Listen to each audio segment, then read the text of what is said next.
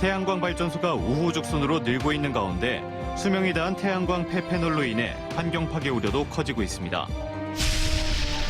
자치단체들이 만들어 놓은 각종 전시 시설들이 제대로 활용되지 못하면서 애물단지로 전락하고 있습니다. 현장 취재했습니다.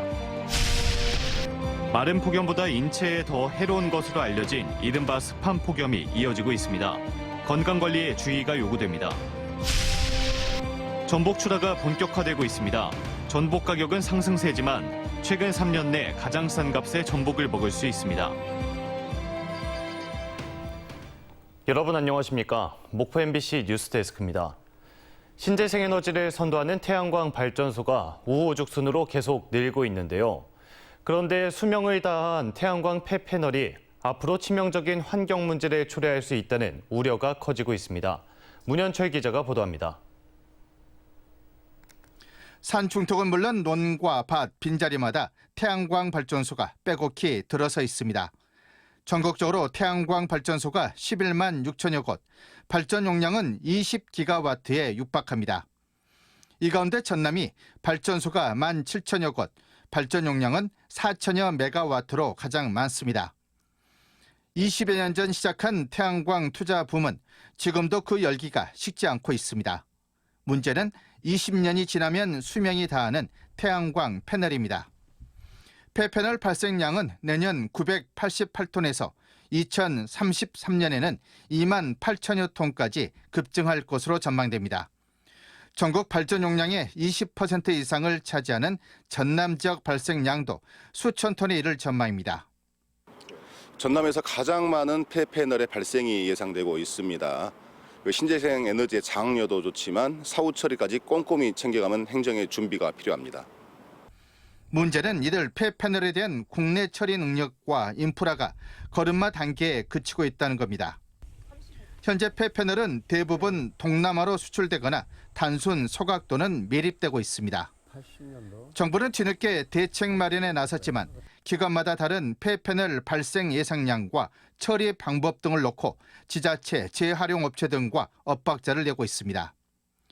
환경부에서 태양광 모듈 생산자 책임 재활용 제도를 실행할 공제조합을 모집하여 전국적인 폐 모듈 처리 시스템을 구축할 예정인데 도에서는 정부 정책에 맞춰서 관계 기관과 협력하여 태양광 폐 모듈 처리 시스템을 갖춰가도록 노력하겠습니다. 전남은 전국에서 가장 많은 태양광 발전소가 있지만 폐패널 전문 재활용 업체가 한 곳도 없고 수거나 운반 체계도 전혀 갖춰져 있지 않습니다. 당장 수년 이내에 연간 수만 톤씩 쏟아지는 폐패널에 대한 해법을 찾지 못하면 또 다른 환경 재앙이 될 수 있다는 우려가 커지고 있습니다. MBC 뉴스 문현철입니다.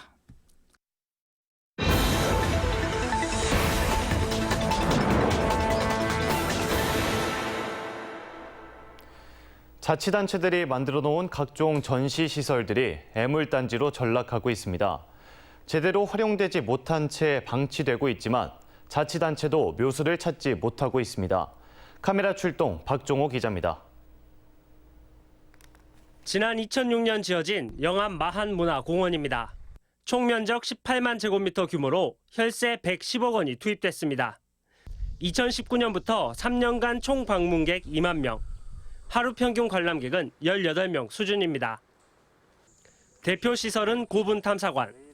마한 유적 중 하나인 고분군의 출토 당시 상황을 재현한 시설인데 먼지만 가득합니다. 손님 없는 공간 천장에는 에어컨 12대가 설치돼 있고 손님이 없으니 모두 작동되지도 않습니다. 지금 에어컨이 뜨거든요. 그러니까 서비스가 닫아가지고 이제 공사 끝나고 같이. 공원 개장 이후 2012년까지 추가 건립하기로 했던 국토미디어 공원과 향토체험장 등의 시설은 계획조차 사라졌습니다. 결국 영산강 유역의 고대 마한의 문화를 체계적 이해를 돕겠다며 조성된 마한공원은 축구장 25개 면적에 발길 끊긴 건물 3동이 전부입니다. 그 콘텐츠 보강 관련해서는 지금까지는 없었고요. 네. 그래가지고 유지 보수 쪽에 좀 2005년 개관한 장흥 방촌유물 전시관. 장흥 위시성을 가진 향반들의 문화를 알린다며 만들었습니다. 개관 당시 꾸려놓은 전시물은 단 한 차례의 기획 전시 행사 한 번 없이 17년째 유지되고 있습니다. 2019년 이후 찾은 관람객은 9천여 명으로 하루 평균 관람객은 8명에 불과합니다. 시설 운영에 한 해 3,500만 원이 들어가고 있습니다. 최근 그 내부 전시는 변경 사항은 없는데 추후에 이제 전시 순환하려고 예정 중에 있어요. 다산 정약용 선생이 18년간 유배 생활을 했던 강진군. 정약용 선생의 발자취를 관광 자원으로 삼겠다며 2014년 다산 박물관을 지었습니다. 상설 전시되고 있는 70여 개 전시물 중 절반은 남양주 다산실학관, 서울대 규장각 등에서 원본을 복제한 작품으로 볼거리가 빈약합니다. 90억 원을 들여 건립한 건물에 해마다 인건비까지 6억 원 이상을 쓰는데 지난해 기준 유료 입장 수익은 3천만 원에 그쳤습니다. 이건 관광객 했는데 입장료는 실적으로 저렴하기 때문에 실적으로 얼마 지금 또 코로나 때문에 많이 감소된 걸로 알고 있습니다. 관광객들에게 가볼 만한 곳으로 안내를 하고 있지만 전시 시설을 만든 목적은 사라지고 운영은 건물을 유지하는 데 머무르고 있는 각종 전시 시설들.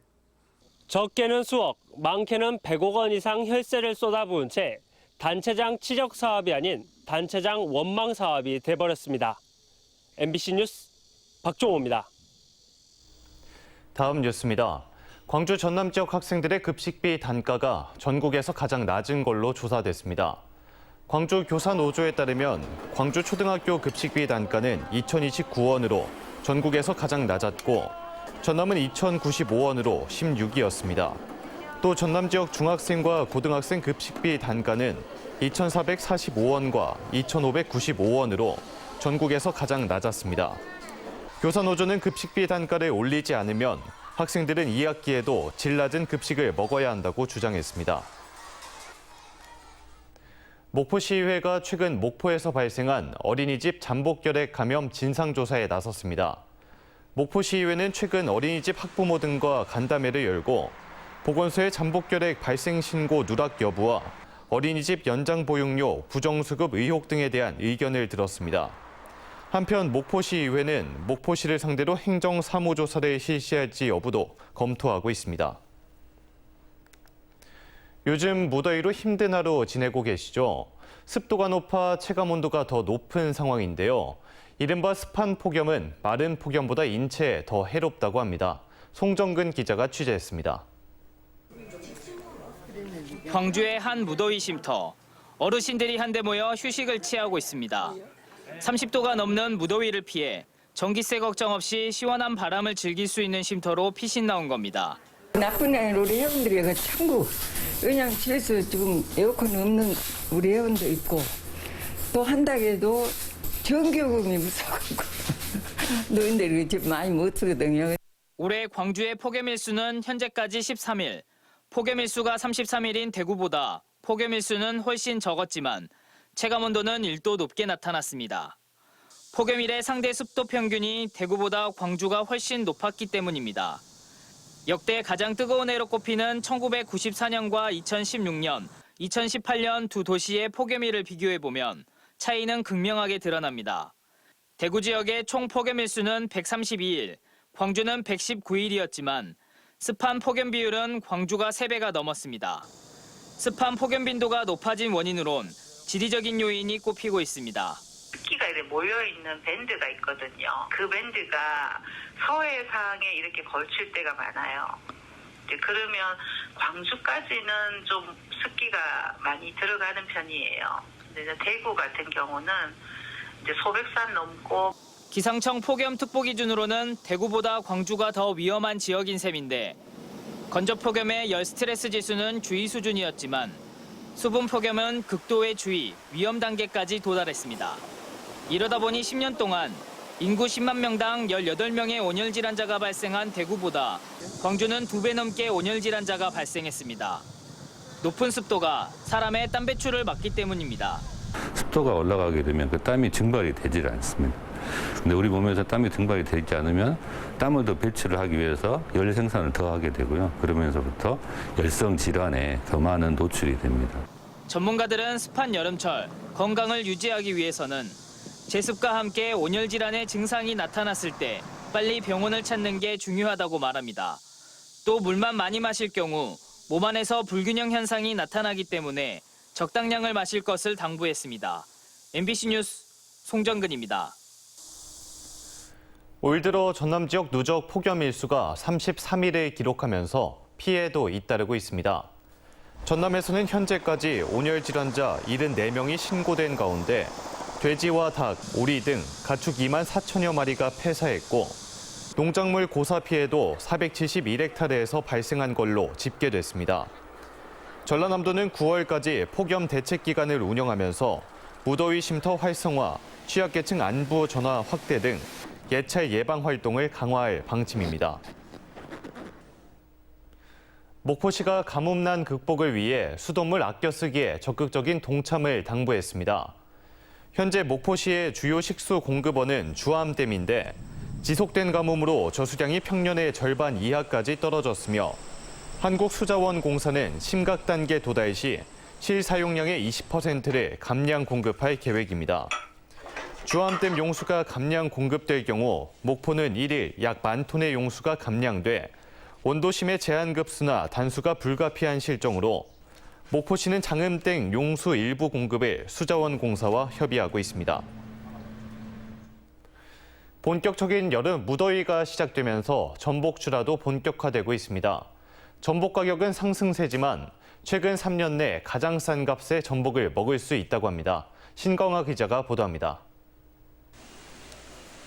단일 규모로는 전국에서 가장 큰 전복 전처리 시설을 갖춘 완도군의 한 회사입니다. 수조마다 크기가 다른 전복을 분류해 깨끗한 바닷물에 해감하고 있습니다. 하루 반 정도 담가 양식 과정에 불순물을 제거하는 겁니다. 무더위와 복날, 피서철이 시작되면서 전국에서 주문이 밀려들어 작업장도 분주해졌습니다. 크기에 따라 다르지만 요즘 전복 1kg의 산지 가격은 32,000원 선입니다.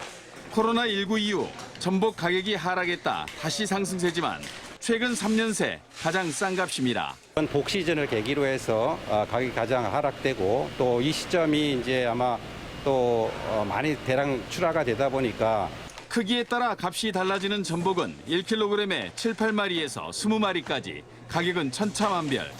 이 때문에 1kg에 15마리짜리 크기는 최저가에 팔리는 기현상도 빚어지고 있습니다. 한 20마리짜리가 완도에 재고가 엄청 많습니다. 3만 원 미만대면 중소 사이즈를 사 드시지 않을까 생각이 듭니다. 전복 주산지 지자체도 무더위의 시작과 함께 복날엔 전복 등을 기치로 할인 행사를 갖는 등 전복 소비 확대에 나서고 있습니다. 건강에 대한 관심과 함께 다양한 식재료와 어울리는 전복이 여름의 대표 보양식으로 자리 잡고 있습니다. MBC 뉴스 신광하입니다. 제21대 국회 보건복지위원회 첫 회의에서 보건복지부가 의대 없는 지역의 의대 신설을 발표했던 정부의 입장에는 변화가 없다고 밝혔습니다. 보건복지부 이기일 제2차관은 더불어민주당 김원희 의원의 전남의대 신설 관련 질의에 대해 이같이 답하고 당시 의정협의체에서 코로나19 안정화 이후 재논의하기로 한 만큼 기다리면서 논의하고 있는 상황이라고 덧붙였습니다. 진실화해위원회에 접수된 한국전쟁 관련 민간인 희생 진실규명 건수가 전남에서만 5,500여 건에 달했습니다. 이기 진실화해위원회 정근식 위원장은 전남도청을 찾아 진실화해위에 접수된 5,500여 건 가운데 3,700여 건은 조사를 개시했다고 밝혔습니다. 올해는 지자체와 함께 해남과 영암, 함평, 완도, 신안에서 집단 희생에 대한 1차 사료를 수집하고 있다고 밝혔습니다. 진도경찰서는 무면허 사망사고를 낸 뒤 운전자를 바꿔치기 한 40대 남성을 특가법상 도주치사 등의 혐의로 구속영장을 신청했습니다. 이 남성은 지난달 24일 오후 9시 30분쯤 진도군의 한 마을 1차선 도로를 건너던 70대 남성을 치어 숨지게 한 뒤 현장을 벗어난 혐의를 받고 있습니다. 또 운전자를 자신이 아닌 지인으로 바꿔치기 한 혐의도 받고 있습니다. 전남의 한 경찰서에서 부하 직원을 성추행한 의혹을 받은 경찰관이 감찰 조사를 받고 있습니다. 전남경찰청은 상급자 지위를 이용해 부하 직원을 성추행했다는 신고가 접수됐다며 해당 경찰관에 대한 혐의가 확인될 경우 형사처벌과 함께 징계 절차에 나설 방침입니다. 한반도의 위기 상황을 알리고 평화와 통일을 향한 행동에 나설 광복 77주년 8.15 자주평화통일대회 전남추진위원회가 결성됐습니다. 전남추진위는 전남도청 앞에서 기자회견을 열고 윤석열 정부의 대북대결 정책과 한미일 군사동맹 강화로 한반도의 전쟁 위기가 고조되고 있다며 도민과 전 세계 시민들과 함께하는 100개 도시 평화행동에 나서겠다고 밝혔습니다. 전라남도와 중국 산시성이 자매결연 5주년을 기념하는 교류행사 개막식을 개최했습니다. 한중 온라인으로 개최한 이번 개막식은 지속되는 우정, 아름다운 미래의 설계라는 주제로 한중 청소년 쇼폼 콘텐츠 공모전 수상작 시상식도 함께 진행됐습니다. 이번 기념행사는 수출 상담회와 관광 홍보회, 청소년 교류회 등이 오는 4일까지 이어집니다.